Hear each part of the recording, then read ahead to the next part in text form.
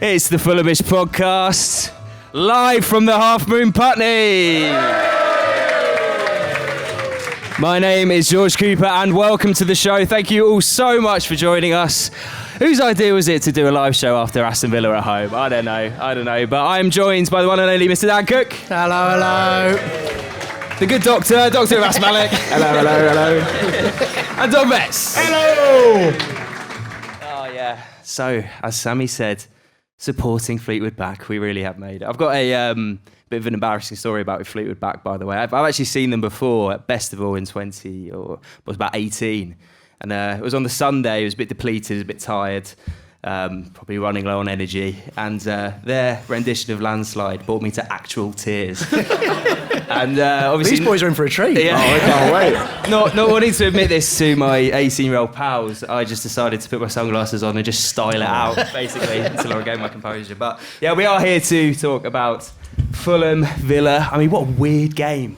I feel like, we just went through every single emotion that football can give you. Avais, can you please summarise these with some 3-word reviews to see what I our listeners have got in touch with? So obviously it's just very raw after the game is finished. So we've got Fulham fan news with a villainous penalty.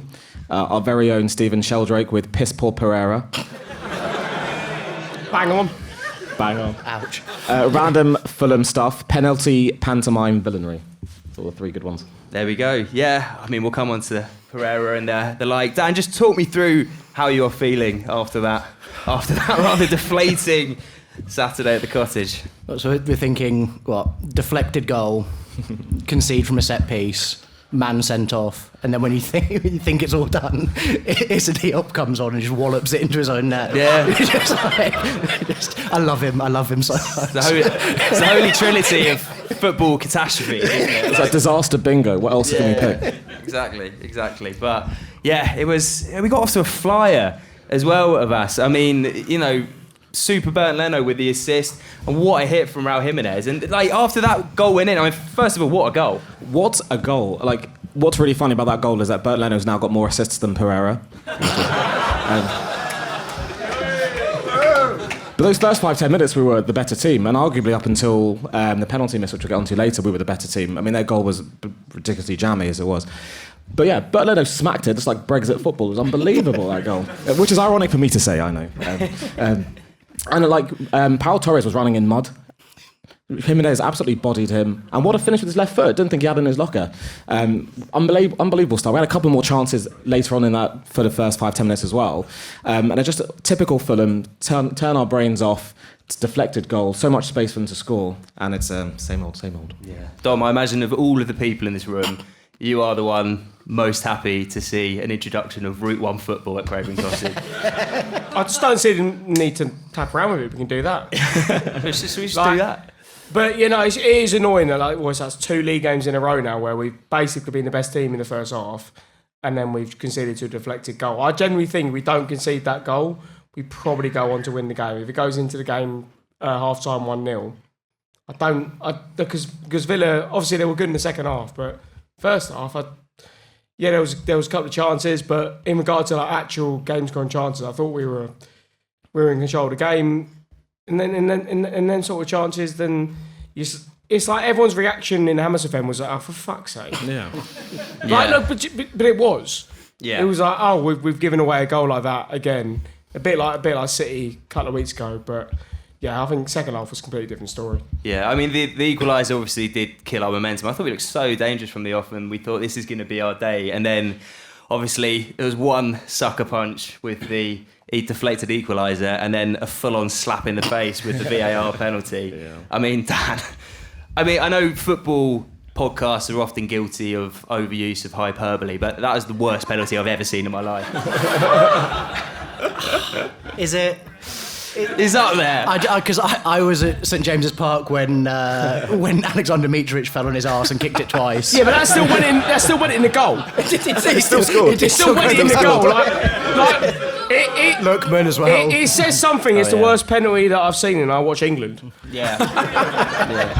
I was chatting to Loz of Jack and Loz before we came on. He's like, we can score 15 against Preston, and yet we can't do 1 against Villa. I mean, there's a wider debate here about who our penalty taker should be. I mean, for me, you got Raul Jimenez, who is firing on all cylinders. He's like I don't think it's man possessed at the moment. He scored the last penalty. Yeah. So just keep it with him. I know the Forest penalty, you could argue Matt Sells can probably do better, but he scored the last penalty.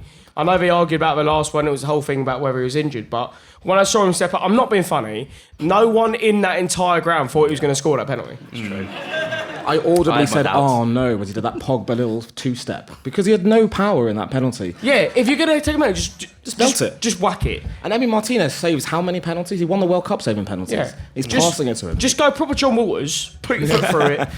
Talking about Brexit football. I mean, Dan, where for you do you feel like this game was lost? Because we started with so much promise, and then quite quickly it all just fell apart.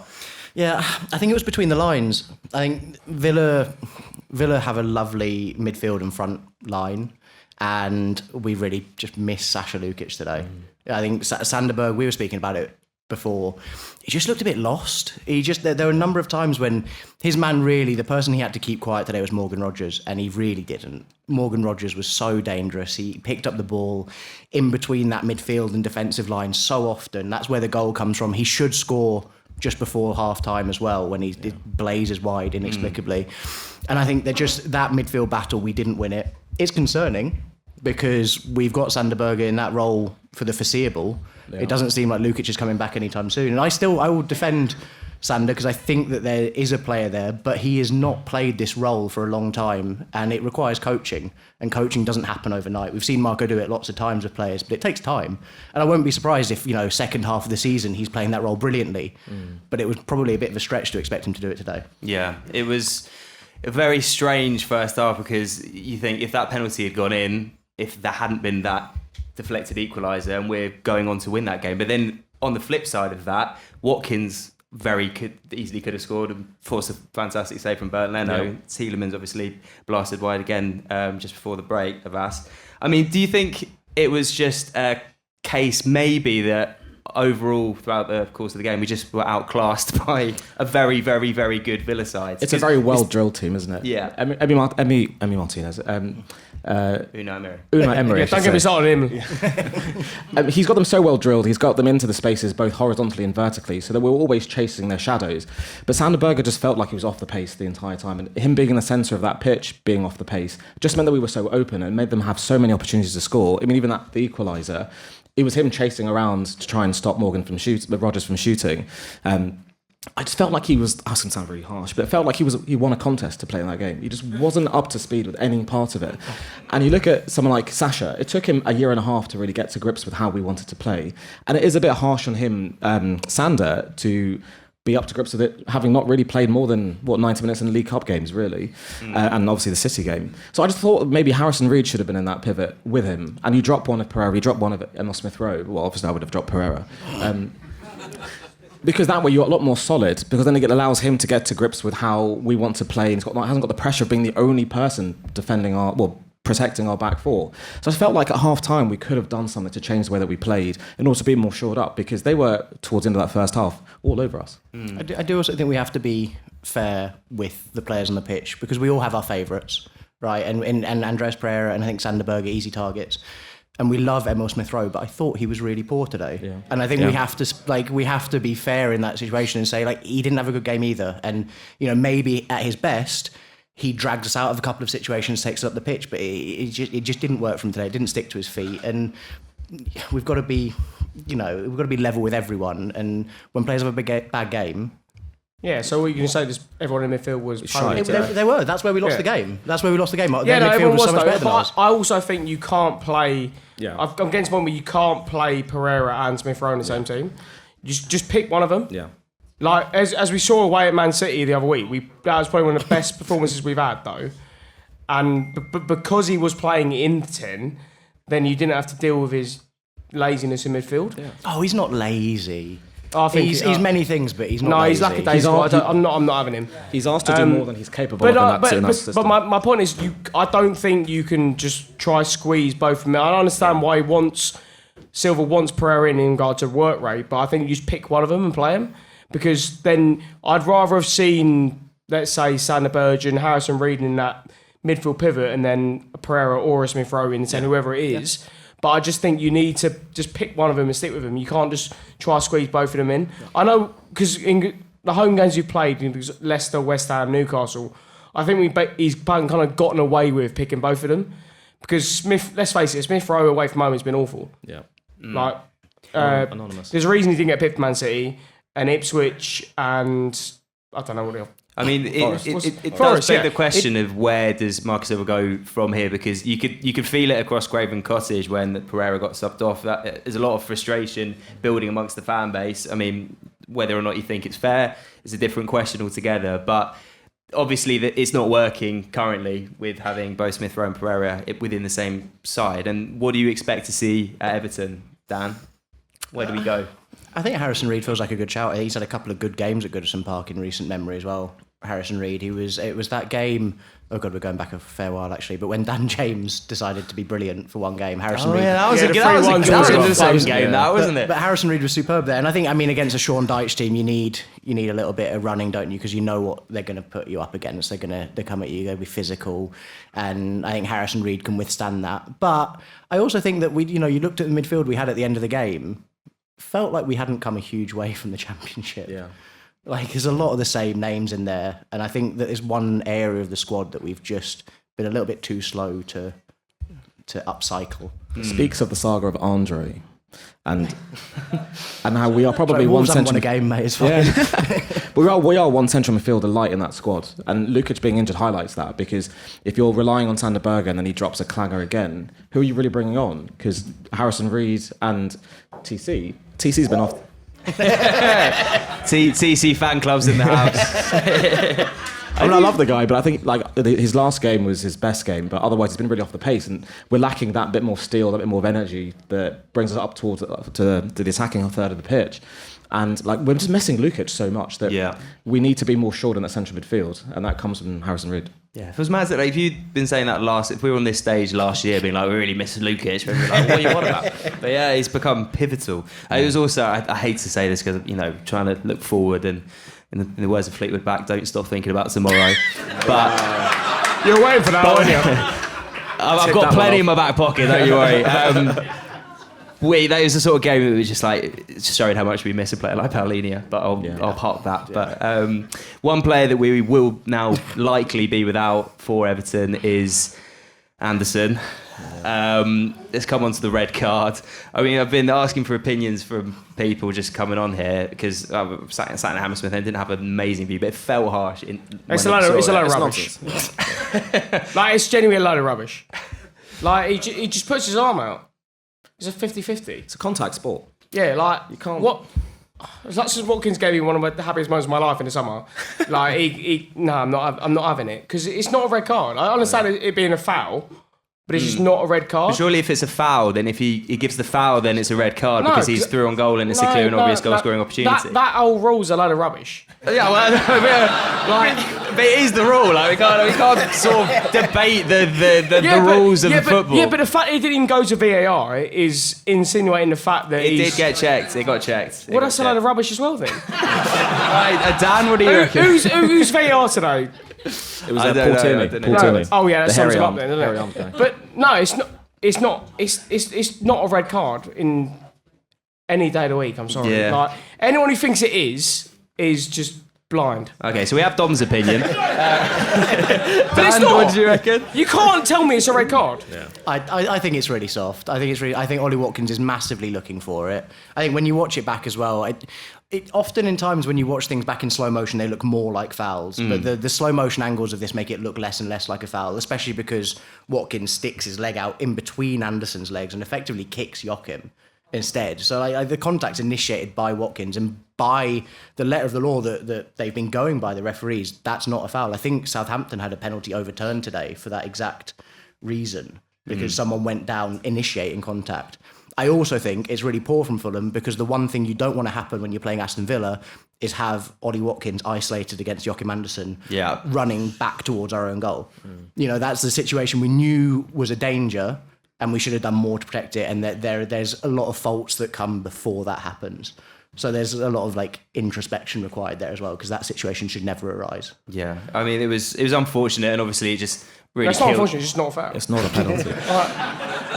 It killed the game though, didn't it? Because it gave Villa the opportunity to just game manage and just pass along their midfield, and we just after that. I mean, obviously we had some bright sparks. I thought Tom Kenny looked really good when he came on, as did. Every time I say Tom Kenny, I'm going to get a win. It's great. Harry Wilson, I thought looked all right. Reece Nelson, slightly so good. Yeah. But I mean, obviously after the red card, there was a bit of a jumble around.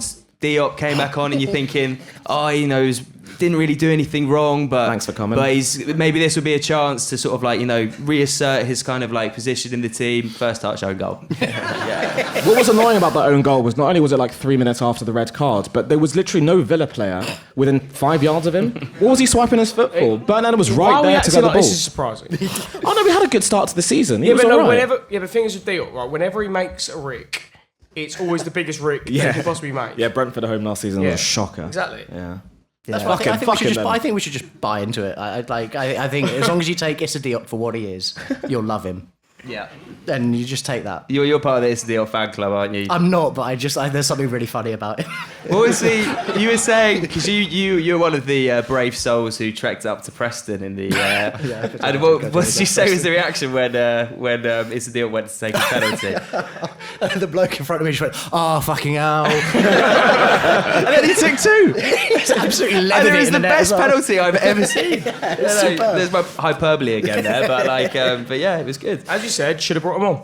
Yeah. He should have taken the penalty. Yeah, should have scored. Yeah, I mean, it's come on to some other individual performances. Try we've gone over the negatives and what there were. Any positives, any stand-up performances for you, Avais? Raul was class. Yeah. I thought Bert Leno had a pretty decent game. Yeah, Raul also had an absolute stormer against the US I was men's still national so team. confused waking up seeing him score a free kick and Pereira scoring an assist. I was like, what's going on?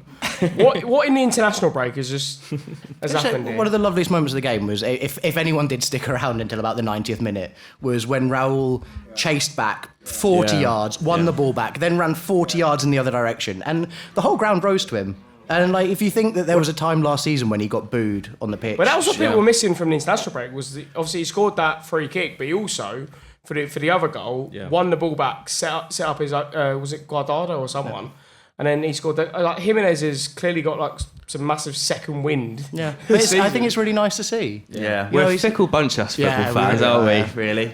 We'll be doing this live show and just singing Pereira's praises after he goes on an absolute Ain't coming out my sprint. mouth. So. Dom, do you expect us to bounce back against Everton? It's going to be a funny game. It'll be the last ever trip with Fulham to Goodison Park. I can't wait. Historic occasion. What are you expecting from the game? Do you reckon we'll come away with 3 points? It's become fertile hunting ground in recent years. Yeah, no, we've done well in the last few years. Obviously, the League Cup game, then the last two league games. I think it must be the first away game, if you include the penalty shootout we won them 3 times in the space of 12 months.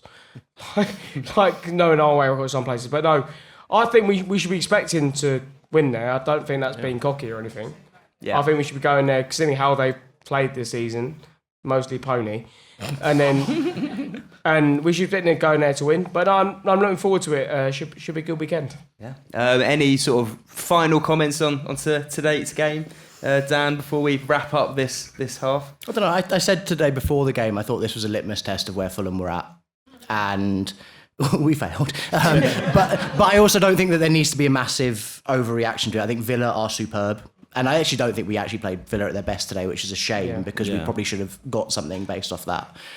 But also, there are still positives. I know it's frustrating, but I think there was actually a load of good stuff happening out there. Penalty goes in, 2-1 up at half-time, different game. But I think we're in a fair place for how we've performed so far this season. And we've got a decent run of fixtures coming up. And we've got some players who are really in form and some players knocking on the door to get on the pitch, like Reece Nelson.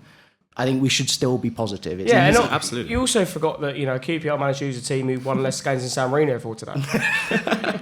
QPR lost to Portsmouth today. Yeah, it's all about perspective, isn't it? Obviously, Aston Villa, incredibly good sides. 3-1, down to 10 min. I mean, it could have been a landslide. Yeah. There we go. Yeah. Sorry. On that rather bum note, thank you very much to Dom Betts, It's all right, mate. Mr. Abbas Malik. Thank you. And Dan Cook. Have a quick drink. Slightly tight turnaround. Use the loo. Get back in here for the second half with one and only Jack and Loz. This episode of Fulhamish is brought to you by NordVPN. NordVPN is a way of watching sporting matches from all around the world just by changing the location on your tablet, your laptop, or your phone. For instance, you can use NordVPN to watch football matches for a fraction of the cost, including those 3 p.m. fixtures that aren't available here in the UK. Plus, you can use NordVPN on up to 10 devices. So, for instance, if my dad goes on holiday to Spain, he can log in using my account, and then he can watch Match of the Day to catch up on those Fulham highlights. Only when Fulham win, of course. Right now, you can get a great deal by signing up for NordVPN at nordvpn.com/Fulhamish. Not only will you get a great rate, but you'll get 4 months extra as well. Plus, it's completely risk-free thanks to NordVPN's 30-day money-back guarantee. So to get that great rate plus 4 extra months, go to nordvpn.com/Fulhamish. That's nordvpn.com/Fulhamish. Welcome back to part 2 of the Fulhamish Live at the Half Moon Putney. Oh, listen to that beautiful audience. Well, obviously, as everyone dissected in part 1, not the best game, really. Lots to talk about, though, which is very, very helpful for us. So, first of all, please could I welcome Elizabeth Barnard. Hi, everyone. Elizabeth said at halftime that she thinks, I think you're probably right, you're the first person ever to buy new earrings for the Fulhamish Live. Yeah, and also had a problem, couldn't get my nails done for Fulhamish Live. I also think I'm probably the first person to ever have that problem. And next up, I have Fulham's answer to Coleridge and Wordsworth. Jackie Button and Lorraine Hughes, better known as Jack and Loz. Welcome to the live show. Thank you so much. No, I've got one thing to say. You may have noticed that before we came on, there was a bit of discussion about who was sitting where. Sammy said, you've got to be Jack and Loz. You've got to be that way round. That's a bit like Ant and Dec, I think. So, apologies for that. I think you want me? Hang on, scratch this out. Fulham's answer to Ant and Dec. Thanks so much for being on. You've been to one of these live shows in the audience. So how does it feel, Loz, to be on the stage? It's surreal. We've been to a few of these and we absolutely love it. And we love this will catch on. So it'd be weird to be on stage singing along. So but it's brilliant. It's brilliant. I mean, I have to say, most of us listen to the pod, I'm sure, otherwise we wouldn't be here. So to actually participate is great. So thank you very much. Right. I've got a few questions for you both before we get into questions from the audience. Jack, I'll start with you on this one. When and why Fulham? Why I support Fulham generally? Yes. So I grew up in Bath, which, as you all probably know, is a rugby town. And I didn't really like rugby, so sorry about that. I liked football, didn't like Bristol Rovers really, which was the option. Came to university in London, shopped around a bit, nothing was quite right. Met Lorraine at a work event. She said, I go to Fulham, come with me. And our first match was against Liverpool. Obviously, we lost. But you didn't even name the year. You just said, because it's Liverpool, we must have lost. Yes. But it felt like my second home, really, from just from entering the hammy end. And that's never stopped being the case. So, it's always been my second home since then. So, Loz, next question. What was the inspiration? You were obviously, enjoying going to Fulham, you and Jackie. And you thought, this is not quite what I want to blog about this. What was the inspiration behind the and if I'm sure everyone hears, who reads the blog on the regular? Woo! Of course, a staple of the Fulham match day. What was it that inspired you to start putting pen to paper? Lots of wine. Yeah. We were in the OSP we still miss the OSP, which was a good pub on Rest the way in up. peace. Yeah, Marisa and Chris will know that. And so, yeah, we'd be there and we'd just be chatting about the match and we'd just be going, oh, God, that was good, but that was bad. And then we'd sort of like run through what we thought were the notable things. And then we just thought, why don't we actually write about it? We didn't actually think anyone else would read it. We just thought we'd write about it. And then we just gave it a go. And then we also thought, like, we are not football players. And we are not into the analytics, even though we appreciate all the analysis that goes on and all the data sort of set. But so ours was more of an overview, and we just thought it's more about the experience, because so much of it is a sort of just a feeling, it's emotion. It's not just how many touches in the box and all of that. So we just thought we'd write about it from a perspective where people would like to go to the match, but might not necessarily have a chance to go, because there's loads of fans in the country and elsewhere. And we thought if we just sort of just write a more holistic account, and that sort of seemed to take off, and especially the random musings, because we just sort of think, what's he done with his hair, or like something like that. and it's actually those things that really connect with people as much as, well, you know, what's the XG, like, so yeah, A bit less between the lines and a bit more between the wines. very good. Speaking of, who has more vino on a match day? Oh, that's a good question. Oh, no, it's totally equal. Yeah, we're quite well matched, actually. I guess if you're buying a bottle each, you know, or two or three, okay, you'd split that 50-50, fair enough. And lastly, both of you, what did you make of today's game, Jackie?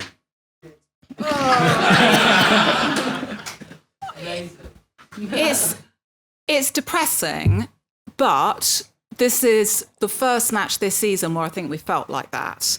And that's really promising in itself. But yeah, not a great performance. Smith Rowe anonymous. Pereira, let's not go there. Anderson, my choice today was my Steph Joe shirt or my Anderson shirt. So I feel I picked the right one. Maybe you picked the wrong one. He might not have got a red card. Oh my God, I hadn't thought. Oh no, I'm sorry. So yeah, not good, but we take the positives and move on, as a certain genius we know sometimes says. Yes. Loz? I should have worn my Hughes shirt, which I do have, because we did need the Thames Barrier today. But it was a bad match, but it had everything in it. I do think they're the best side we've played at the Cottage, and they are a very good side. And the fact is, we couldn't take the advantage. Obviously, if we'd got that penalty, it would have changed everything, but we didn't. And I do think there is a case now for Rel taking the penalties, because it's very obvious to all of us. So I think he needs to take the penalties. And Liz, before we do questions from the audience, just your take on the game today. I think it was unfortunate. I think the game hinged on two very unlucky moments. And man of the match, probably Sasha Lukic. Didn't play, but really, God, I felt his absence. So yeah, it's fine. It's fine. We'll be better next week. Yeah. All right. Shall we try and do some questions from the audience? I think this was what was causing the technical glitches beforehand, but we're going to try it with the old roving mic. Lady here. What's your name? What's your question? Hiya. Question to Jack and Loz, because you're the most creative ones here. So, what do you think?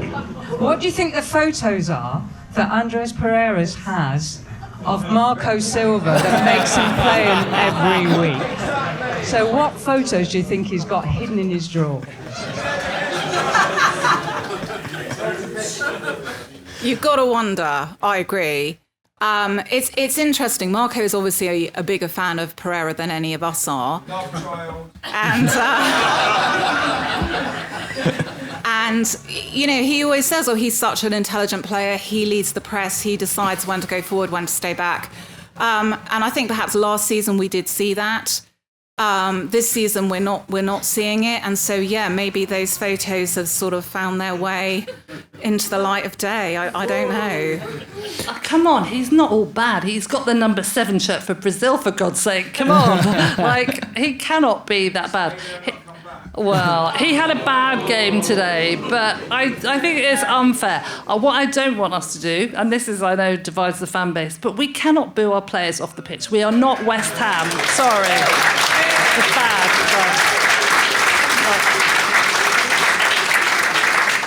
I mean, it was kind of weird because we cheered him off the pitch, but sarcastically, which is obviously just as bad and the same sentiment. But there was a lot of booze. Like it was not good. Yeah. We are not West Ham fans. Come on, guys. I didn't enjoy that either.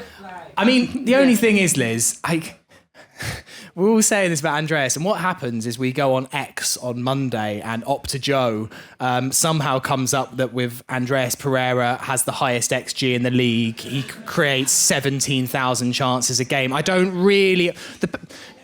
How does that... What photos of Opta Joe has Andreas Pereira got, I think, is actually the question. Yeah, Opta Joe or Jack Collins in a moustache is really the question. Andreas's off-the-ball work's really impressive, and his effort. He had a bad game today, but I don't necessarily think that he deserves all the stick he's getting. All right, there we go. Let's go to the next question. We got Sam here. Yeah, hello. I don't know how to phrase this question. It's more a discussion. But I was talking with people earlier about penalties. We feel when we're taking penalties in the last 10 years, we've maybe scored 50%, maybe just above. Yeah. And when we've been on the other end, we've probably conceded about 95%. What is it that's so profound about wearing the Fulham badge? It makes people so weak at scoring or stopping penalties, because we all know it, we all get it, we all see it. But what is it? Come on, surely if we're having to go at anyone for our penalty record, it's Mitrovic. Like, let's say it's one penalty. Mitrovic makes about 20. It is true though. Whenever Fulham take a penalty, I'm like, this probably won't go in. And yeah, whenever another team gets a penalty, it's just not even worth. I mean, I can just think of that one Bernd Leno save from, was it Vardy against Leicester? It's the only one I can think of in recent memory. Yeah, I mean, what is noticeable is that we did manage to lose the longest penalty shootout in the history of football, which really says it all. I don't know. I think, we went through, you've got to look back quite a long way. You've got to look back to the sort of Danny Murphy years and think, wow, that was good. Bring back Kevin Locke. Indeed. Mitro, I mean, that's a whole other subject. But yeah, you always knew he was going to miss. Since then, we thought it had got a bit better. But as so many people have said, why didn't they just bring Diop on? Diop could have scored the penalty. Pereira could probably played centre-back and actually wouldn't have scored the own goal. So something went a bit wrong somewhere. So you advocated some sort of NFL-style special taker. On comes Diop. Star Wars theme behind him. Dun, dun, dun. Well, I thought we'd broken this curse because I don't know who was there for the cup match last season against Spurs, and it went to penalties, and you sort of thought, oh God, no, and it was at the hammy end, and but our penalties were phenomenal, and Kenny Tete's, when Maddison was trying to sledge him at the end, he would just put it away like a rocket, and they were absolutely fantastic penalties, and we thought we'd sort of like broken the hoodoo, and that we're actually a good penalty taking side.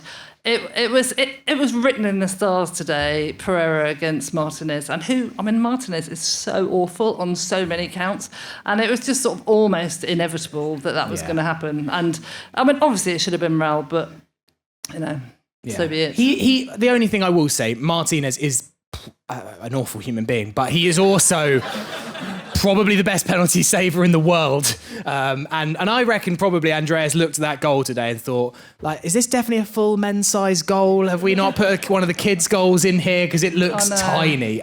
Someone by us just said, isn't that someone at half time who's just stepped up to the plate just to take the penalty? Like the half time, like sort of entertainment. It looked that bad. Yeah. Let's go on to the next question. Another question.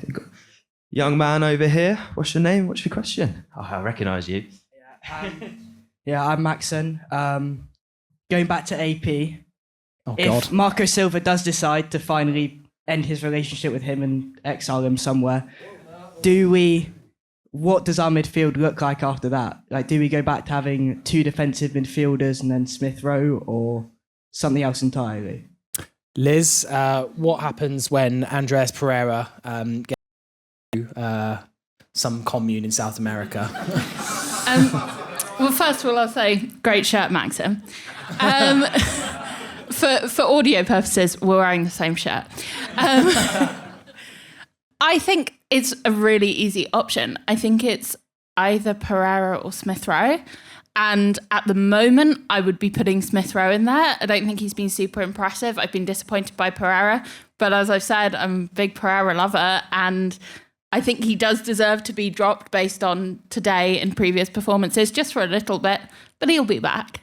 So, yeah, not long term, guys. Any non-Andreas Pereira, no hands up in the room. No. Where are we going next, George?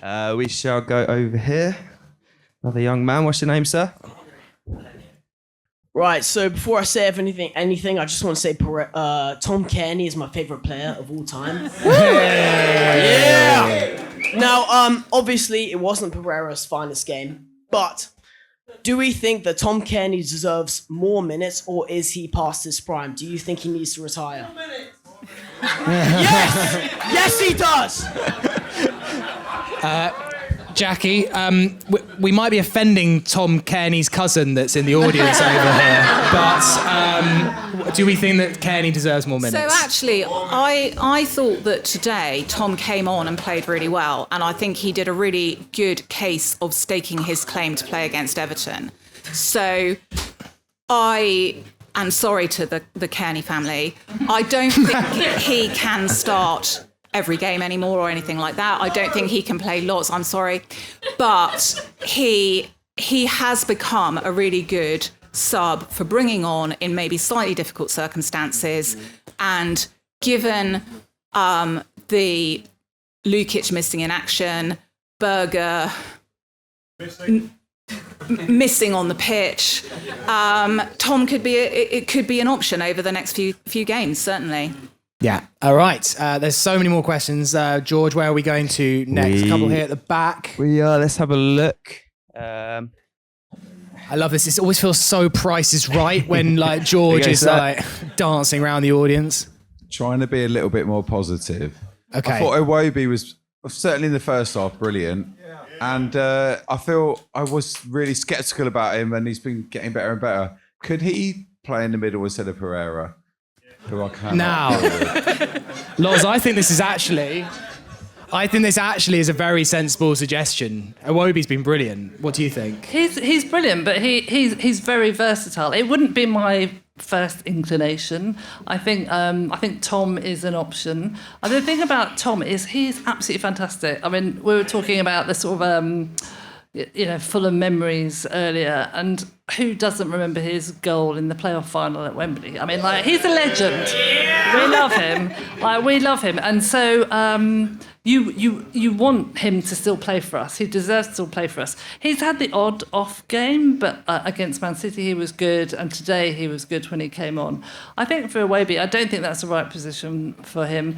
I am not the tactician. I believe in Marco. So, if he thinks give it a go. But yeah, he's still a genius, though.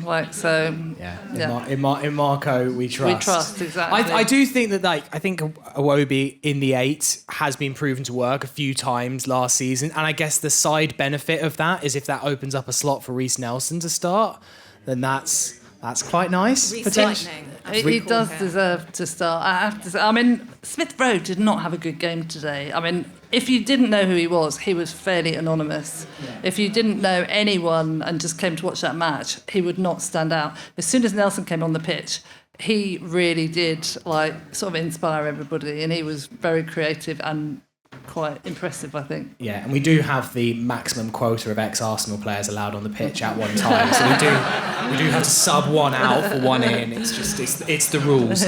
Right, George, where are you? Oh, he's over here. Oh my word!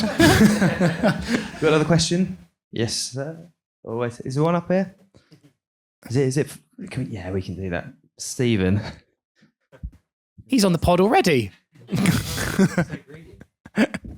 Hey guys, something that's been bugging me lately as a wider issue is the amount of international breaks this season. How much do you feel that's affecting this Fulham squad in particular, looking at Lukic? I know Anderson had a little knock. I'm not sure how much that impacted today, but I'd like to get your thoughts on that. So. Yeah, Liz? It's hard. I feel like you can't win and you can't lose in some ways. Like, on the one hand, the international break is great because it gives us a break. On the other hand, it's awful because we lose all the momentum that we've built after winning, or, you know, losing by only 1 goal at Manchester City. I don't know.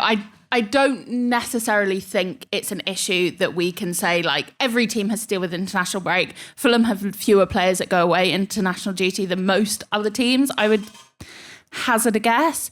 It is really frustrating when players pick up injuries on international duty. Like, the Sasha Lukic thing does really sting. But equally, I'm not sure we can necessarily blame it even a little bit for our problems today. Yeah, we also got to see Raul absolutely muster one in from 40 yards, which is particularly enjoyable. That's the sort of thing you see it, like, you open your phone as soon as you wake up, you're still a little bit groggy, and you're like, am I dreaming? Like, is this just an insane With the rise of dream? AI, I just don't know what's real anymore. I looked at that and it was like, no, it's from @Fulhamish pod on Twitter. Must be legit. Oh, obviously. Right, one more question, and then that will do for this part. So, George, pick wisely. Ooh, last question. Who? And not an AP question. Got one in the front here. He's got done in. Well, there we go. What's your name and what's your question? I'm Adriana. With Anderson off for the next 3 matches with his red card today, what's our defense gonna look like? Because I feel like Diop has to play. Like, what options do we have in defense? Like, how the depth? Yeah, Jackie, do you think it's Diop or is it Cuenca season? Well, I think it's got to be Diop, with the added advantage that if we do get another penalty, he's there on the pitch already. So Problem solved. Many problems solved. Yeah, I mean, the fact of the matter is Diop did start the season really well. Yeah. Anderson is a very, very good player, you know, past and future captain possibly. Of course, he plays. That was perhaps a little bit harsh on Diop anyway.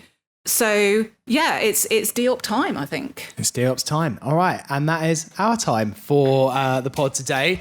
So, thank you very much for coming along. Please give a big round of applause to my guests in this second part. Elizabeth Barnard. Jackie Busson. And Lorraine Hughes. Better known as Jack and Loz. That has been the Fulhamish podcast. Thank you very much for listening. We will be back on Thursday. See you very soon.